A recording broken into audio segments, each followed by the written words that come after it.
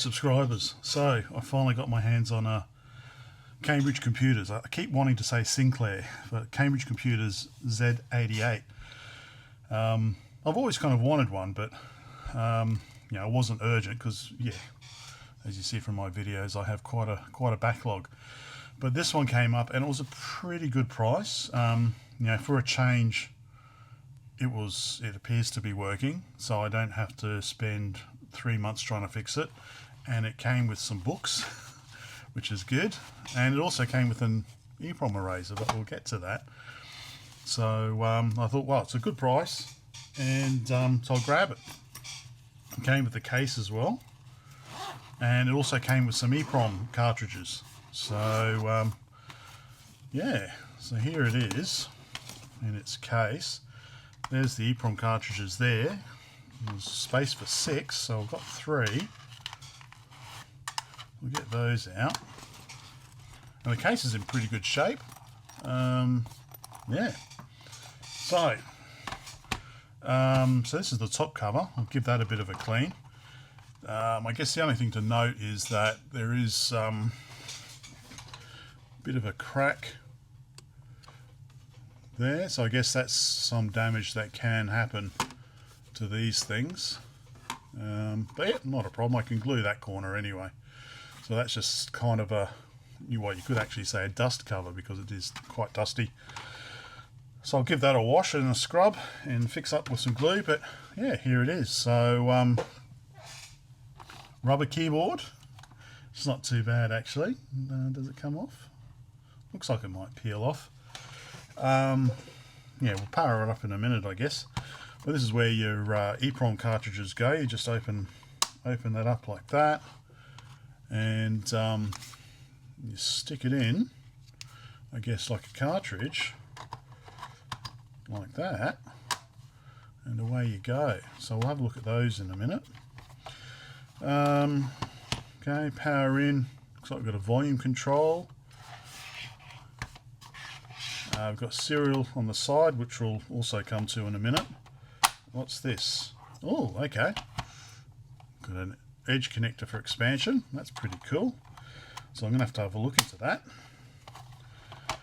We've got a kickstand at the back, made in Scotland, and I guess four AA batteries. But I'll run it off DC. What's the guess? You reckon it's going to be center positive, or you reckon it's going to be center negative? I'll look it up before I connect it up. But yeah, nice little kickstand, stuff like that. Rubber keyboard, you might have a look at next. But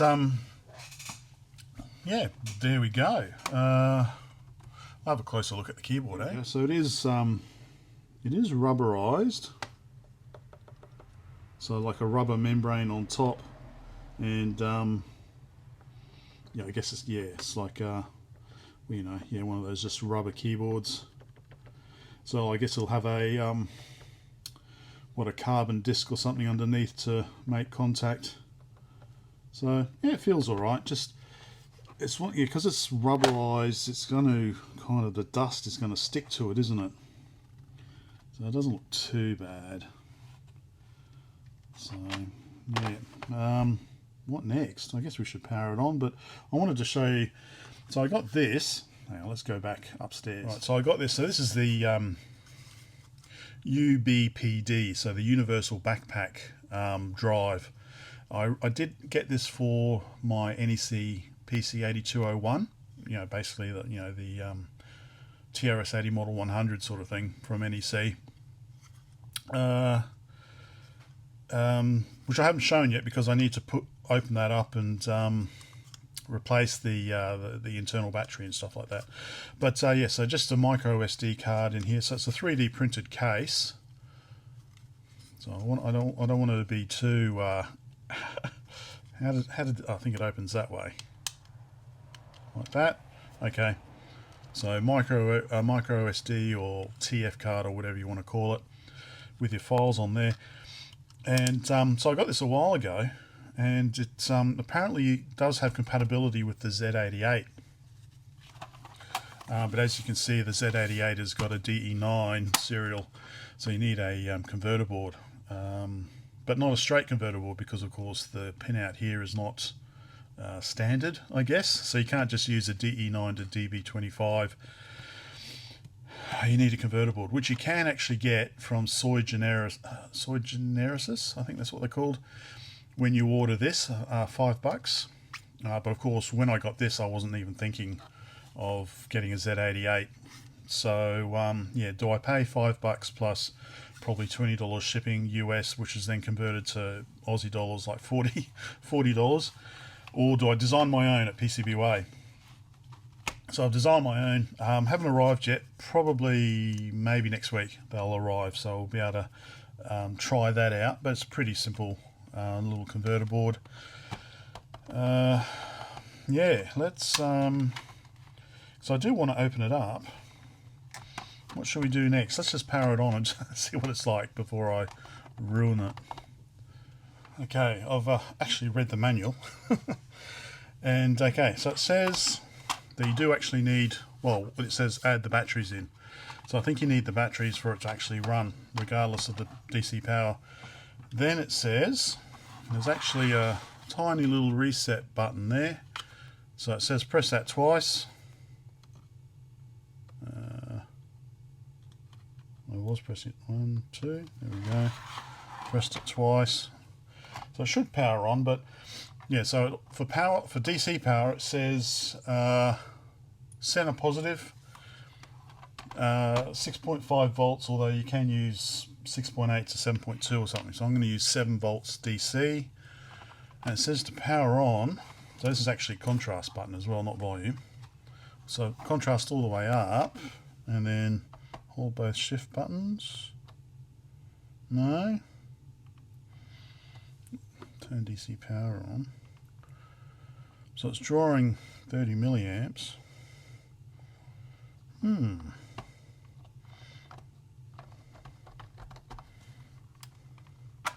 if we take that out?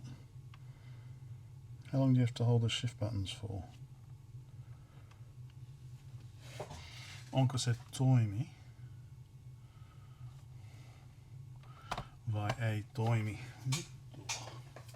Alright, let me do some more reading. Okay, now it's on. I just pressed the reset button again twice. Maybe I didn't press it properly. So now turn the contrast down, and there we go. So it actually does say here, on off, press both shift keys. It should go off by itself. Though maybe is the keyboard working? Maybe the keyboard doesn't work. Maybe that's one of the problems.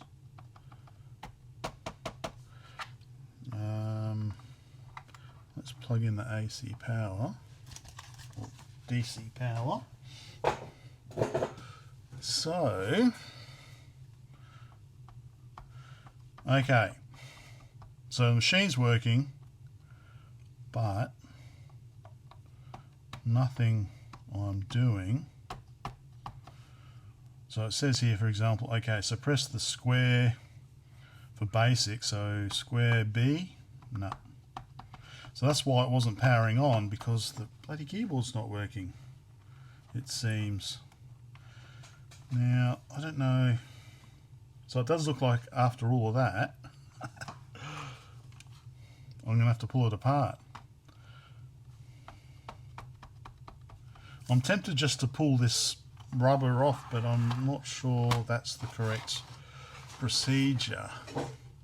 It does kind of want to come up, but I think, well, okay.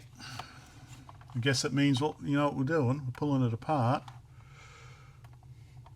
So I like the it's a pretty high res screen, so I quite like the screen, but yeah, just need. So like when you press the enter key, it just you don't really get any sort of tactile feedback. It's kind of just flat. You can see actually a bit of a bulge. It's kind of bulging up there as well. So these ones, you know, you can type okay, but this one's just kind of flat. So okay, so like usual, looks like we're pulling it apart. But before I do that, I just wanted to have a look again just at these EPROM cartridges. So kind of like, I guess, the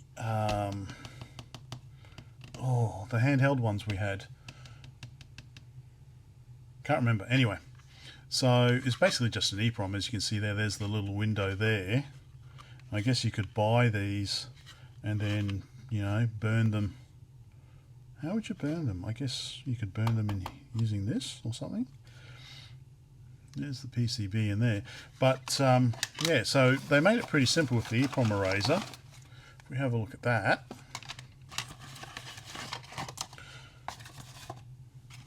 And yeah, we'll swap the plug. It's pretty simple. So I don't know if you can see, there's a small little window there. That's, I guess, where the UV light comes out, which I guess would match up with that window there. So I guess you put them in upside down like that. Like so, okay. And then that'll wipe it. And then you can burn it however you do on the Z88. So that's the EPROM eraser, pretty quick and simple. Obviously you don't need this, you can just stick that into, if you've got a regular EPROM eraser. But yeah, so it looks like it has been opened up before. It looks like there was supposed to be rubber feet on the bottom here. They have been pulled off. So let's get some screwdrivers and pull it apart. All the screws are removed, and thank you very much. They're all the same size, thank you. So makes it easy to put them back in. So which way should I lift this off? Alright, maybe turn it over, lift it off. Alright, lift this off. Stuck there a little bit. Okay, that comes off. Yay, okay. Matrix keyboard. Hello, what's this?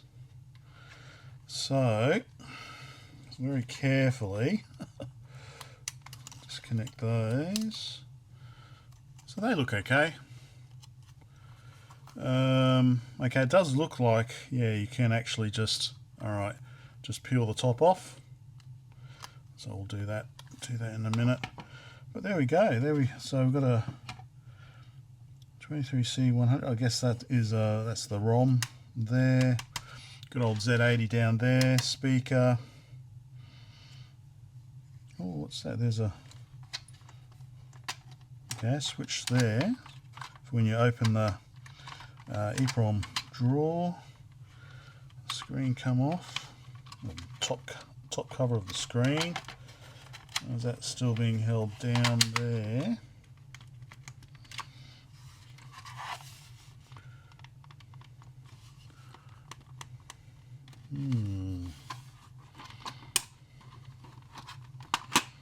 Ah, one last screw hidden under the sticker there, I would say. And as you can see, yep, looks like it's been attacked before. There we go. So this has definitely been opened before. Oh, the keyboard's not working. And that comes off quite easily. There's the screen. That's a nice little unit. Epson, okay. And then that comes off, I guess. So there's nothing wrong with the screen. There we go. I wonder if you could reuse this actually. So what would I do? I'd probably undo the screws, get this plastic bezel off just so I can clean under there, I guess. I'll put that aside. And that's basically it. Neat little machine. I wonder, you know what you could do? Rather than using a fancy converter board, you could just rewire this so that it's a standard, you know, DE9 serial, And then you could just use one of those standard adapters, which I've got. Where are they? Oh, I've got them somewhere. I put them all together for whenever I've got them all together somewhere for when I'm doing IBM stuff. Yeah, so you don't really need, you could either do it there on the board or you could do it here. You could just resolder it so it's standard. That's probably what I would do, although I've got my, anyway, whatever. So what's this thing? Some sort of heatsink, I guess. Yeah, okay. So I know there's, oh, okay, so this is what, a 24 pin EPROM, and you can fit a 28, maybe. I'm guessing one of these is ROM. Oh, sorry, RAM. I'm not sure how much RAM it's got off the top of my head. There we go. Alright, well that's not solving my keyboard problem. Let's pull this off. Yay for membrane. I wonder if I could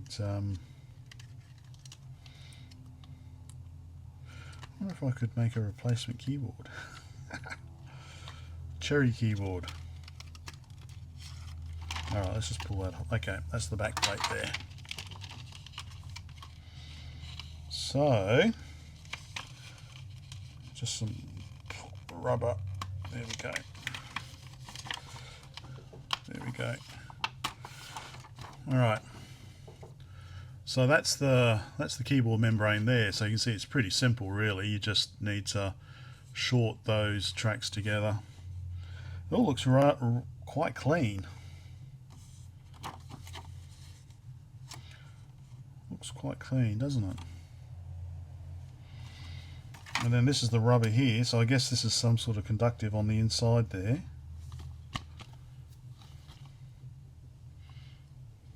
You can see the enter key is a bit different. Some sort of different material on it. Unless that's the problem. Spacebar's got that material as well, but none of the other keys do. Does it all have to have that material, I wonder? Let's check the multimeter. I don't know if this is going to show whether it's conductive or not. Just wait for the multimeter to boot up.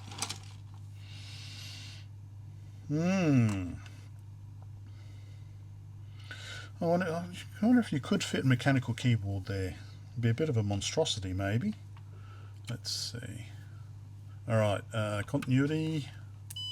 Okay. I can't really get any continuity there, can I? So how is this conductive? Oh, it's not really conductive then, is it? That's just me touching that. So how is this supposed to register a key press? Unless there's some other... How's it supposed to register a key press? If that's not conductive. Well, hang on, how many ohms? Okay, alright, so there is conductivity there. It's just that I've got the threshold set to 50 ohms. And it says there's about 300 ohms, 200 to 300. Okay, so there is conductivity there. That one's 100 ohms. That's, if I go closer, yeah, it's about 100 ohms. That's 400 ohms. Sorry, you can't really see what I'm doing, can you? So that's about 100 ohms, and then, yeah, that's 400 ohms. Okay, so there is conductivity there. 200 ohms. Huh. So why doesn't it register? Which way was it? It was that way, wasn't it? Yeah, that's the right way. Alright, I'm going to have to do some try connecting this up again and seeing what happens. But I want to make a mechanical keyboard now. You could probably use that as the base and then have the PCB on top. There should be enough space there for where's my keycaps?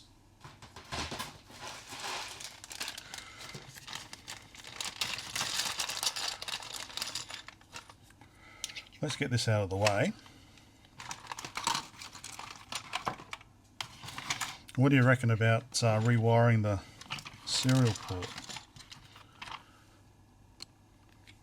Okay. Ooh. Just fits. Possibility.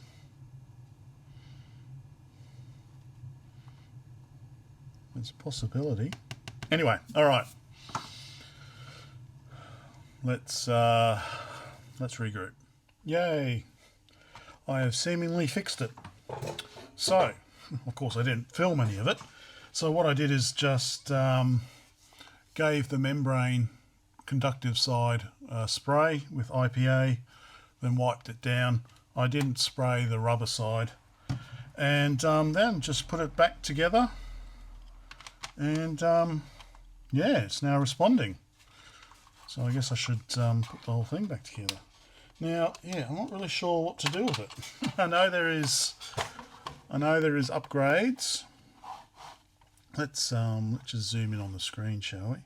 So I know the operating system Oz, is it Oz? It says issue 3.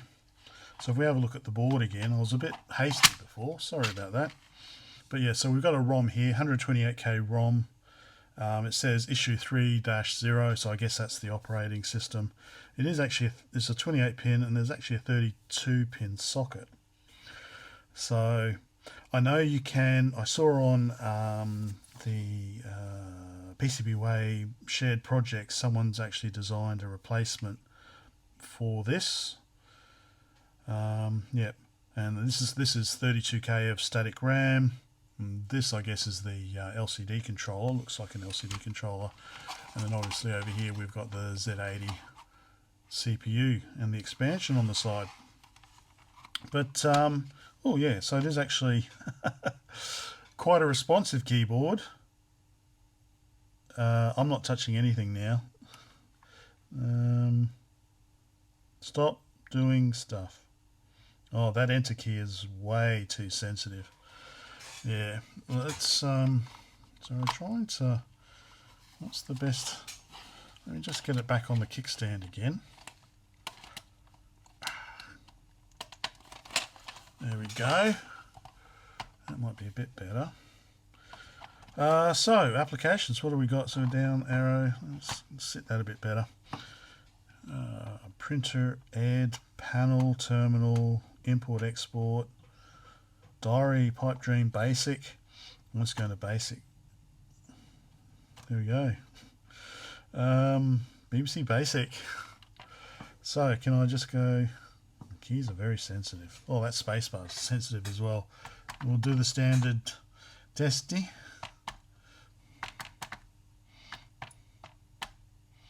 Not sure if I like the keyboard, to be honest. Yeah, that spacebar doesn't need much at all.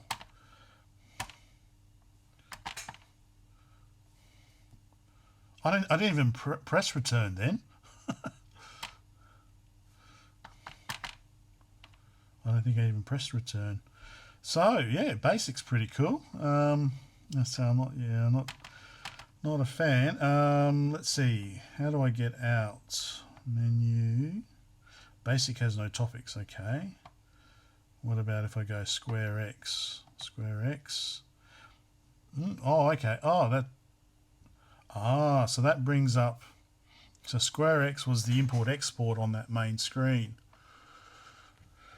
So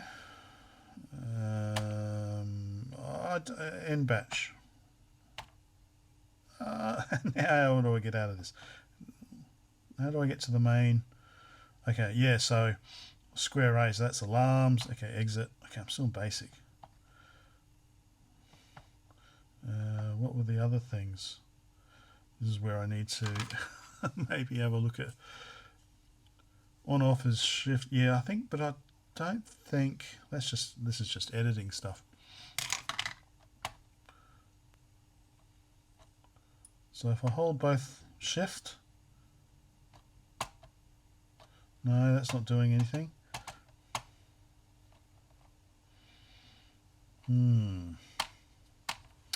How to get out of this? All right, let me figure this out. Reset it. All right, I'll read the instructions. So diary, basic calculator, calendar, clock, alarm, filer. Okay, so whoops. What was it's panel? Control panel, okay. Anything interesting here? Map size 80, date format, European, serial port, enter to update, alright. So escape got me out of that.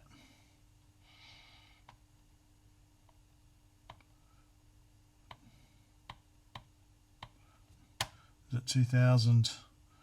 How do we set the date?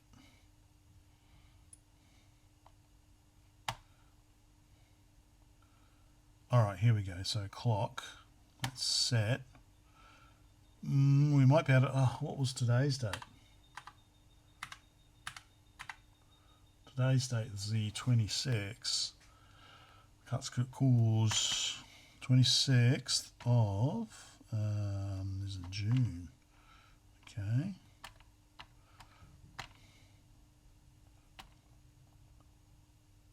Okay, no, it's happy. Set today. Yep, Thursday. Is it Thursday? Yep. Cool. All right, so I think that's maybe enough for today. It's kind of working. So I'm not too happy with the keyboard. I don't know if there's anyone designed one. Oh, that's probably going over the top, isn't it?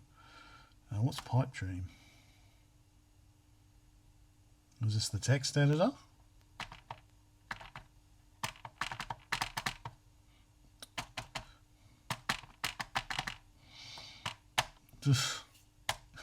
I love the screen. I love how much you can fit on it. I just don't like the keyboard. Yeah. Okay, how do I get the... What is the diamond key, I wonder? Menu.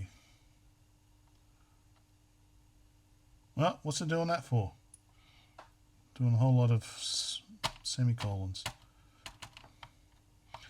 Yeah, ooh, okay, have I crashed it? Yeah, I'm not touching the semicolon key. Let's reset. All right. Okay, there we go. Brief introduction. So I need to do some research because I know there is updated operating system,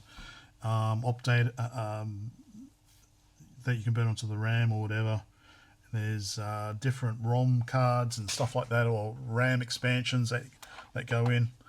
So I've got my backpack converter. Although, should I just rewire the serial port so it's a standard serial port, and then use a converter that I'm pretty sure I've got somewhere? We'll think about it. Okay, we'll leave it there for today. The main reason why I do that also is that I let you guys, who are the experts, also you can advise me, let me know what I should be doing, or what am I doing wrong, what did I do wrong, what can I do better. So yeah, let me know. Love to know. Bye for now.